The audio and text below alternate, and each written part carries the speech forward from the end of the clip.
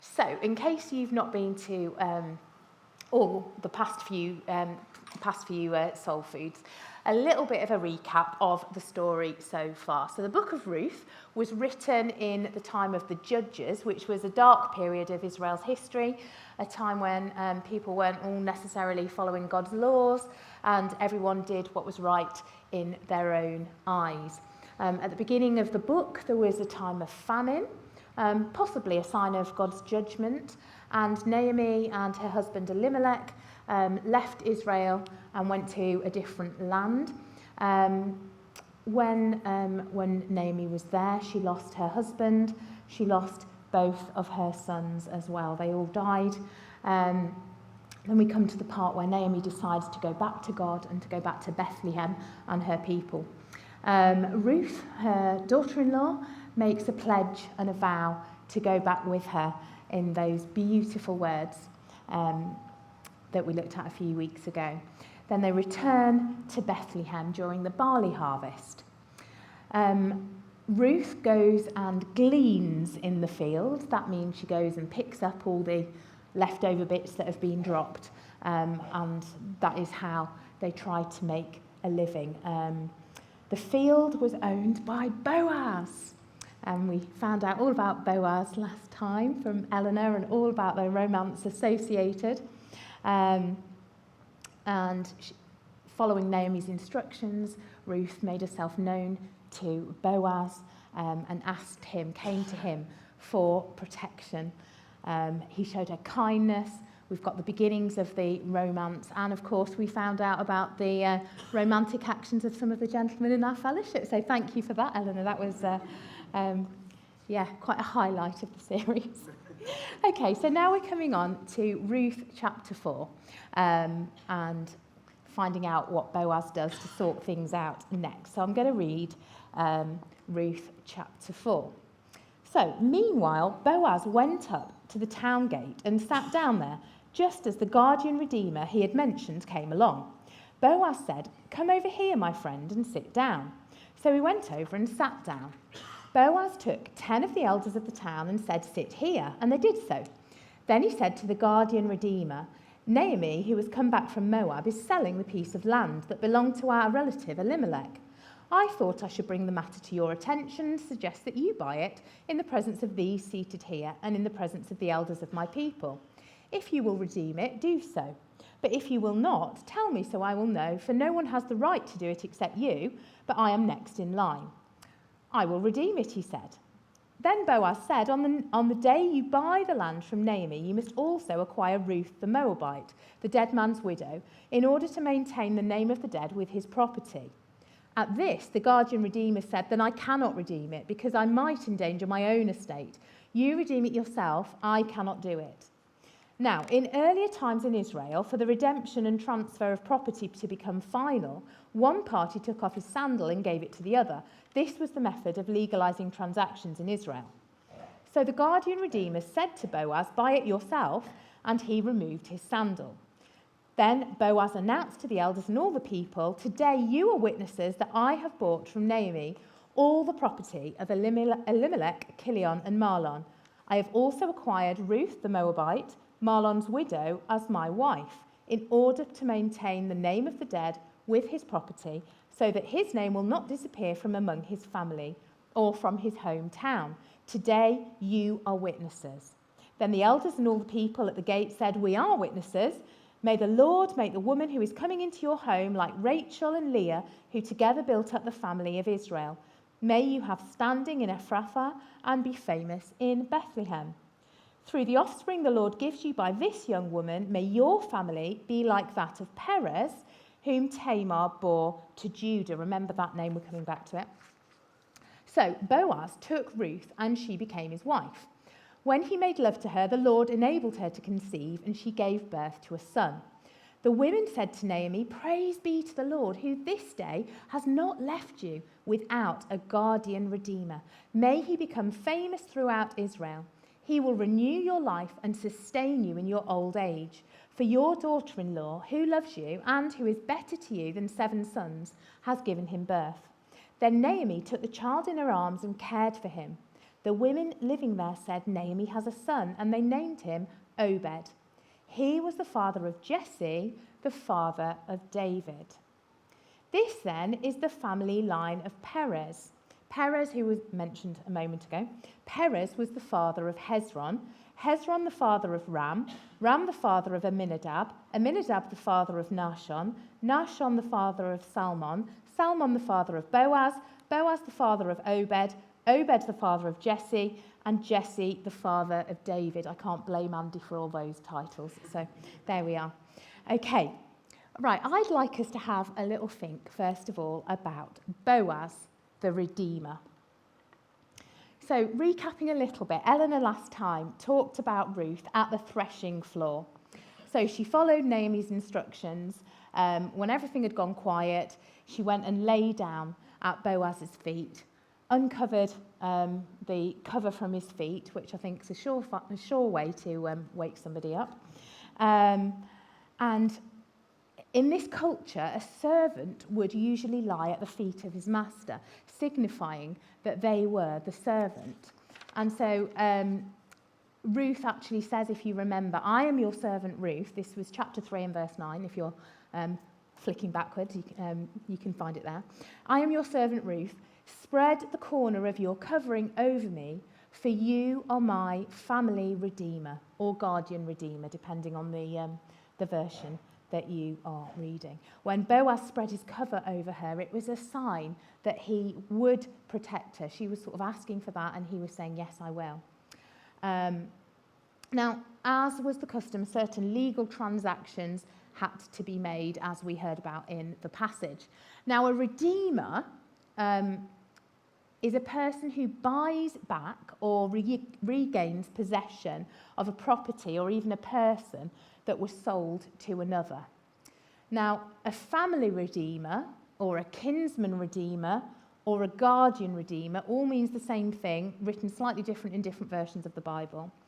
That refers to a relative who, at his own expense, pays the debts of another, or who willingly regains the possession of something or someone by paying their redemption price. So that is the guardian redeemer, or the family redeemer, or the kinsman redeemer. Now, God made provision in the Old Testament for those who were poor, who were widows, who found themselves in a situation where they were unprovided for. Of course, this was before any sort of welfare state, but God made provision in his word. Now, I'm not going to read it now, but if you want to do a little bit of research on that, if you look it up in Leviticus chapter 25 and verse 23 to 28, that goes into the details of that and the idea, this idea of redemption and looking after those people. Now, Ruth and Naomi, both widows, were very vulnerable in those days, in that culture, without a man to protect and to provide for them.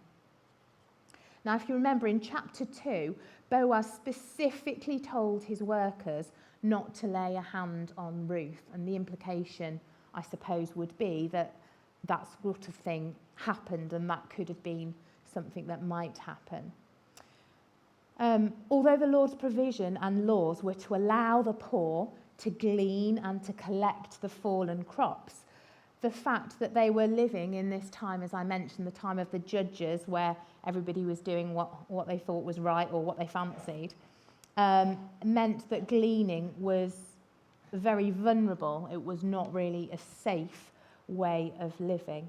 Now, Boaz, a man of God, he chose to respect and follow the laws of God, and he showed Ruth protection and kindness, allowing her to glean, and even telling his workers to deliberately leave some of the stalks of barley for her to collect. He gave her gifts of grain at the threshing floor in chapter 3, as we found out last time. And he showed their willingness to protect her and to redeem her. Now, being a kinsman redeemer was actually sacrificial. Yes, Boaz acquired some land, presumably land that Ruth's husband Mahlon had inherited from his father Elimelech, and he acquired a beautiful wife. She must have been beautiful with a name like that. So, however, any offspring that he had with Ruth would have been destined to carry the name of Ruth's first husband, according to the laws of kinsman redeemers. And this was why the closer relative declined to redeem the land and marry Ruth, because he wanted his own inheritance, his own heritage, his own line, I suppose, to continue, understandably. Now, incidentally, at the end of this passage where we've got the long list of people, it's actually Boaz who is listed as the father of Obed and the direct ancestor of King David. Now, David, just as a bit of a reminder, he is the shepherd boy who defeated Goliath and became king, one of the greatest kings in Israel's history. And he wrote most, if not all, of the book of Psalms. So that just puts a little bit of context in there. Now, another reminder from week 1, the people of Israel were supposed to stay away from the people of Moab. They were not supposed to intermarry with them. And yet, Ruth, the Moabite, became the great-grandmother of King David. Now, if Moabites couldn't join the community of Israel, how could one of them become king? And I think the whole story shows that idea of redemption and subverting expectations. Not only was Ruth redeemed as a widow from that state, but she was also redeemed as a Moabite. Now, God has rules, but he is also a God of compassion and a God of mercy. I want us to think about God's master plan, because I think that's really exciting. Now, Ruth was unaware of the larger purpose that God had for her life. The part she played in the genealogy of King David, she wouldn't have known about that. And ultimately, the line of Jesus himself. Now, similarly, we won't know the part that we play in God's master plan until we get to heaven. I think it's comforting when we see just a little glimpse of that master plan. I don't know if you can think of any examples from your own life that you didn't know what was going to happen, and then a little bit later you find something out. I've got a little tiny example of that. When we left North Wales, we were called to come here about 11 years ago now. And we had to leave the house that we had. I had to give up on the plans that I had for that house. It was a lovely house, lots of space, and I'd planned to start a family in that house, and we've got loads of space to do that, and that wasn't God's timing. And I had to let go of that house, and we had to sell it, and we didn't have a house to buy instead, and we had to come here and trust God and move to a more expensive part of the country where we wouldn't be able to afford all of that, and I found that tough. And yet, in God's master plan, or that little tiny bit of God's master plan, I won't go into all the details now, but he provided a big chunk of money and a house that we were able to buy at quite a bit below market value in a miraculous way, and we actually got a house that was even lovelier than the one that we'd left, and just things like that. It was such a blessing. God doesn't always do that. He doesn't always give us huge material things, but I was blessed in that. And sometimes when we're living through things that we find difficult, we just don't know what that part is of that master plan, and I really just wanted to leave that with you as a little seed as well. The genealogy at the end of the chapter, all those names, it's one of those passages which in the older versions are a lot of big gaps, aren't they? And sometimes it's a bit tricky to read all the names and you're thinking, why is all that being written? But I think there are bits that we can find out here. And again, I find this really exciting. And there's a link to Matthew chapter 1. And if any of you have got a real life Bible with pages that you can turn over, if you put one finger in Ruth 4 and one finger in Matthew 1, you can see how the names are the same for that section. Matthew actually goes from further back. He goes from Abraham all the way up to this passage.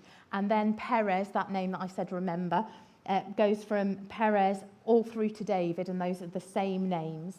And then Matthew carries on going all the way up to Jesus. So it's, interesting. Some point this week you might want to go and compare those and have a little look. We can see God's provision and his mercy, the continuing theme of redemption and subverting expectations. And I just want to look at some of those names. I want to pick out the women in there because generally it's the men that they're talking about. It was the men that were important in that society. And yet for some reason we have got some ladies mentioned there, and they are specific ladies. And I just want to mention a few of them. So this Perez, it says Perez, who Tamar bore to Judah. It says that in Matthew as well as in Ruth. Now, Tamar, she was also a widow who needed to be provided for, but her father-in-law didn't do his duty of looking after her. Now, Tamar actually did something which I don't advise. Tamar tricked her father-in-law into sleeping with her. Please don't go and do that. However, she is recorded within this line. She hasn't just been written out of history because she was a widow or because she made a not very sensible choice or whatever it was. So she was written there. We also got, it says, Salmon, the father of Boaz, whose mother was Rahab. Now, Rahab was the Rahab in the Bible that we will have heard of. She was a prostitute. She was the one who was used by God to protect the Israelite spies. And again, her past doesn't discount her from being listed here. And it was that Rahab who was the mother of this Boaz who married Ruth. It's all very exciting, isn't it? We've got Ruth listed there as well. Then a little bit later on in the Matthew passage, we've got Bathsheba, who was the mother of Solomon, and David was Solomon's father. Now, Bathsheba was married to Uriah, and he was the one that David put at the front of the battle because he was lusting after Bathsheba, and so he sent, again, mistakes were made.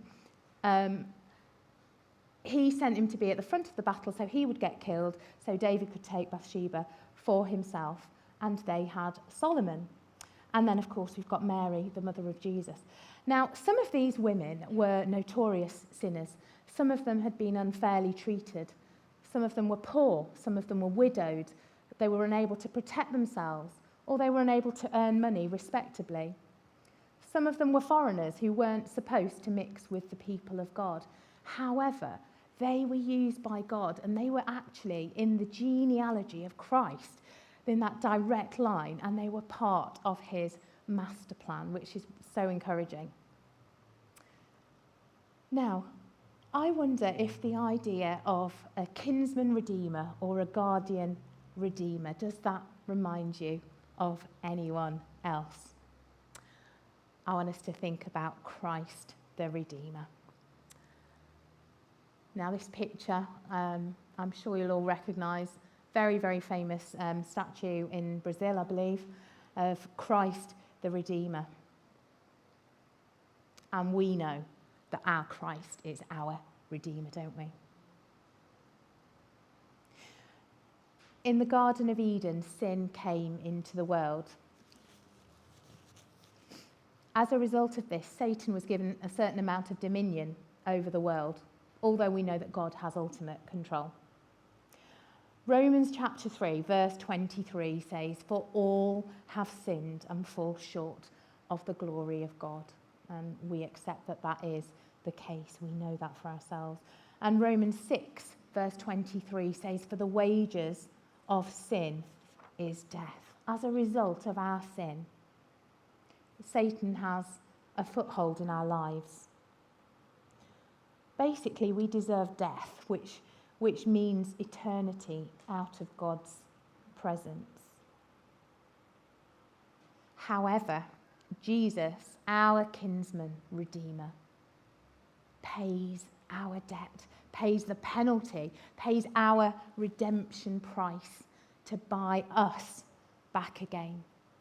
That verse, Romans 3:23, "For all have sinned and fall short of the glory of God," it carries on to verse 24, which says, "And all are justified freely by his grace through the redemption that came by Christ Jesus," the redemption by our Redeemer. Like Boaz, Jesus is kind. He offers us protection, irrespective of who we are or what we've done or the situation that we're in. He takes the cost upon himself. He selflessly gave up his life in order to redeem us, to buy us back into God's family. So what is our response to this? I wonder who in the story do you particularly relate to? Could you be a Ruth or could you be a Boaz? Do you relate to Ruth, I wonder? Do you feel particularly vulnerable? Are you someone who has been ill-treated or circumstances have been cruel? Are you in need of protection or a rescuer or a kinsman redeemer? It doesn't matter who you are or what your situation is.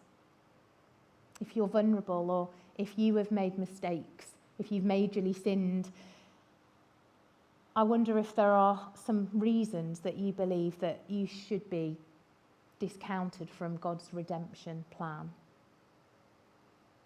Of course, that's not the case. The burden of redemption is on Jesus, not on you. Now, that doesn't mean that we don't have any responsibility. Remember, Ruth, when she lay down and asked for that protection, she was also showing that she was prepared to serve Boaz. She was looking for his help, for his protection, and she was showing that she was willing to serve. Boaz did the difficult, sacrificial work, but we mustn't miss the fact, I believe, that Ruth submitted to him and chose to give herself to him and ask for redemption. And similarly, we, I believe, need to put ourselves in a position to be helped and protected and redeemed by Jesus. Have you done that? Have you submitted to yourself to Jesus, lying at his feet? Have you offered to serve him? Have you asked him to pay the price to redeem you back into his family? Many of us have made that decision. Many of us have accepted his free gift of redemption and salvation. But isn't it a wonderful truth to remind ourselves of? I wonder if there's anyone here who has been forgiven and redeemed, and yet maybe you keep going back in your mind to something in your past. Satan, the accuser, can whisper in our ears or sometimes outright shout at us, reminding us of what we have done or who we have been. Jesus says you have been redeemed. He has paid the price. And if God has forgiven you, what right do you have not to forgive yourself? Maybe rather than Ruth, you can relate more to Boaz. Or could you be a Boaz? Is God asking you to be more of a Boaz?